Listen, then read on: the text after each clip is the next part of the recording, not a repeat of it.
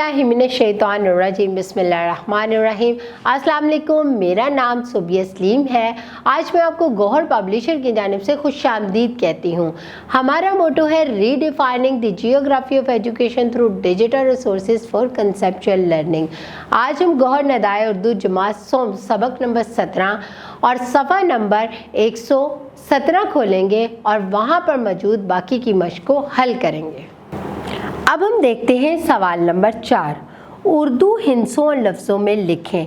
यहाँ पर गिनती दी गई है और आपको स्क्रीन पे नज़र आ रही है। आपने हिंसों में किस तरह लिखी गई है वो देखना है और लफ्ज़ों में किस तरह लिखी गई है वो देखना है। मैं आपको एक दफ़ा इसको पढ़कर सुना देती हूँ। जैसे कि पहले लिखा हुआ है 8, फिर 10, पहले गिनती लिखी, फिर हिंसों में लिखा, फिर लफ्ज़ों में लिखा। 12, 19, 23, 26, 31, 37, 45, 50। ये हिंसों में और लफ्ज़ों में गिनती आपके स्क्रीन पर आ रही है। आप इसको देख के अपनी कॉपी पे उतारें और गौर से इसको टैली भी कर लें कि आपने दुरुस्त लिखी है या नहीं। अब हम सवाल नंबर 5 पे जाते हैं। दर्जल अबारत को दुरुस्त तलफ़ुज़ के साथ रवानी से पढ़े। वो बहुत मेहनती नौजवान था, सुबह से शाम तक मजदूरी करता था और जो मिलता लाकर माँ के हाथ पर रख देता। उसको नाबीना माँ बहुत दुआएं देती। ज़लज़ले में उसकी एक टांग टूट गई थी। उसने हिम्मत न हारी, हर रोज़ पकोड़े बनाता और स्कूल के बाहर जाकर बेच आता। कुछ ही अरसे में उसने एक दुकान ले ली और सामान से भर दी। अब वो अपनी रोज़ी आराम से कमा लेता है। ये अबारत मैंने आपको दुरुस्त लफ्ज़ से पढ़कर सुना दी है। आपने भी इसको घर जाकर इसकी दोबारा से पढ़ाई करनी है दुरुस्त लफ्ज़ के साथ। और आगे हम सफ़ा नंबर 118 खोलते हैं। ज़बान शनासे। सवाल नंबर 6। वाहिद और जमा अल्फाज को जुमलों में इस्तेमाल करें। यहाँ पे चंद अल्फाज दिए गए हैं जैसे मुश्किल, मुश्किलें, खैमा, खैमे, गरीब, गरीबों, आफत, आफात। आपने देखा होगा एक लफ्ज़ वाहिद है और दूसरा जमा। हमने इनको अलग अलग जुमलों में इस्तेमाल करना है। आप खुद भी इसके जुमले बना सकते हैं और जो जुमले मैं आपको बना के दे रही हूँ उसका भी इस्तेमाल कर सकते हैं। मुश्किल, सलीम बड़ी मुश्किल से चलने के काबिल हुआ। मुश्किलें, अली की मुश्किलें ज़्यादा होती गईं। खैमा, ये खैमा कितना खूबसूरत है। खैमे, खैमे लगाकर आर्जी घर बनाए जाएं। गरीब, सलीम का ताल्लुक़ गरीब घराने से है। गरीबों, गरीबों को खाना खिलाना सवाब का काम है। आफत, ज़लज़ला एक कुदरती आफत है।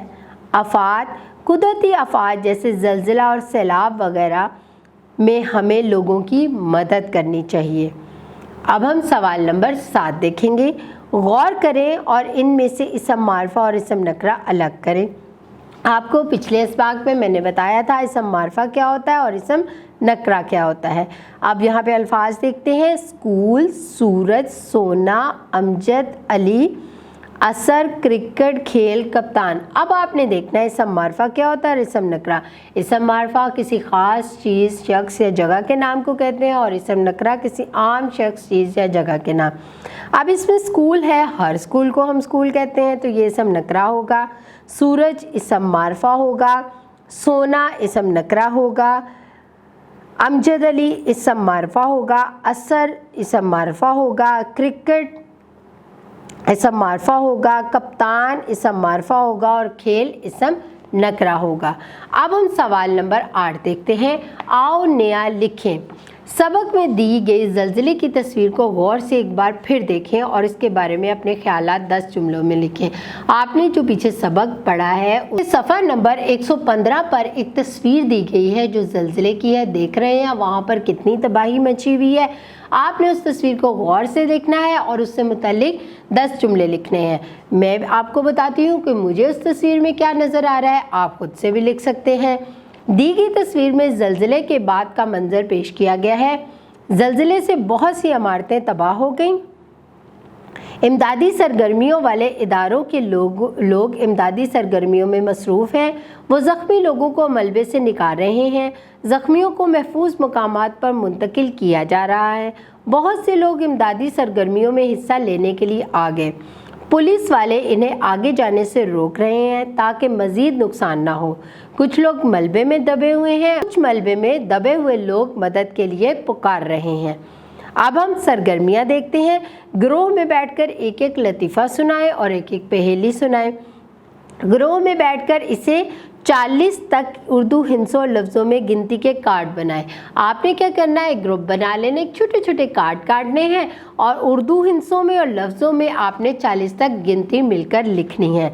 किसी न किसी मुसीबत ज़दा इंसान या जानवर की मदद की हो तो जमात में सबको बताएं। आप बताएं अगर आपने ऐसा कोई अच्छा काम किया है कि अपने दोस्तों को बताएं और ये भी बताएं कि उससे करने से आपको कितनी खुशी मिली।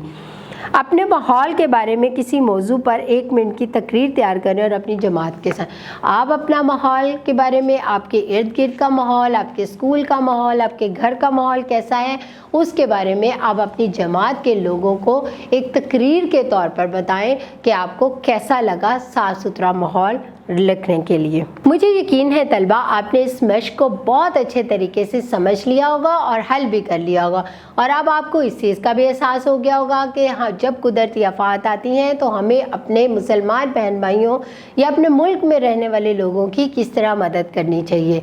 अपना बहुत सारा ख्याल रखें। अल्लाह हाफिज़।